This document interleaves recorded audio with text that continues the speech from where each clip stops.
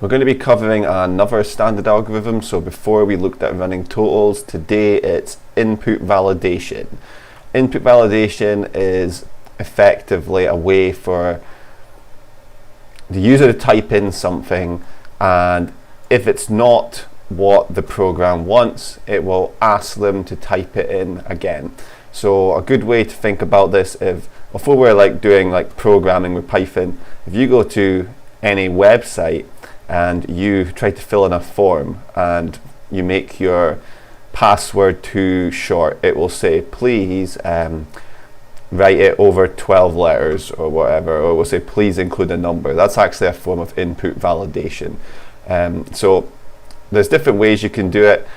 This one is going to be it's going to take in scores, and the whole point is that it validates whether the score is between 1 or 50. So you've got a test, it's out of 50 marks.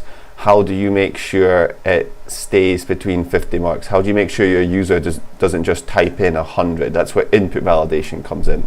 And I don't think I mentioned this, but input validation will always use a while loop in some way. So I will highlight the boxes as usual. This is one big condition. So the OR bit is it's one condition. And what else? We'll highlight this. And I think that's it. So we'll put the arrows in. And then I'll do a little infinity sign. And then we'll put our columns in. So score, I'll just do S is less than 0 or S is greater than 50. So we get the score from the keyboard. The first score we get is 65, right? And what's going to happen here is going to say while the score is less than 0 or greater than 50. Now it's an OR, so what this means is only one of these conditions needs to be true for the whole thing to be true.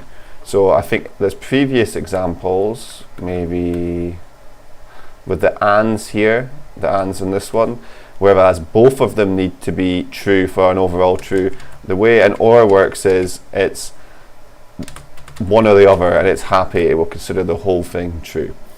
So we've got 65. While score is less than 0. Now, is 65 less than 0? Obviously it's not, so that's false. But there's an OR, and it says if the score is greater than 50, well, 65 is greater than 50, so this bit is true. So because this side is true, the whole condition is true, and we put a T there. And then we'd follow the T path. I forgot to add this in, so you'd follow this bit, and just while I remember, this is your false path. So you follow the T path, and it says score not between 1 and 50. So you write that out. Score not between 1 and 50.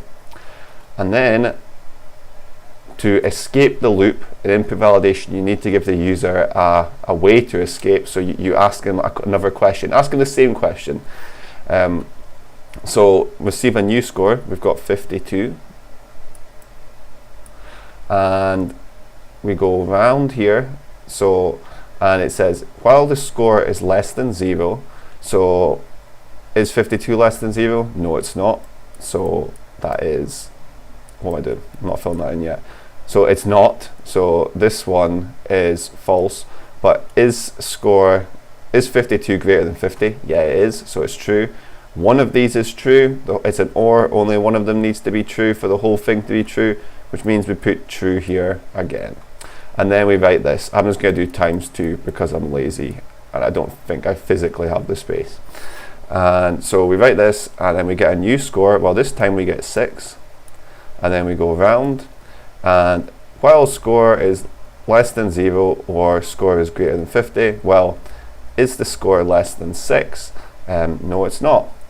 Is it greater than 50? No, it's not. So both sides are false, which is good. That's actually what you want. eventually. You want your user to get it right sometimes. So the user's finally typed in something between 1 and 50.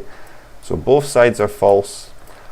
And now you will follow the false path and you'll get the pupil's test score is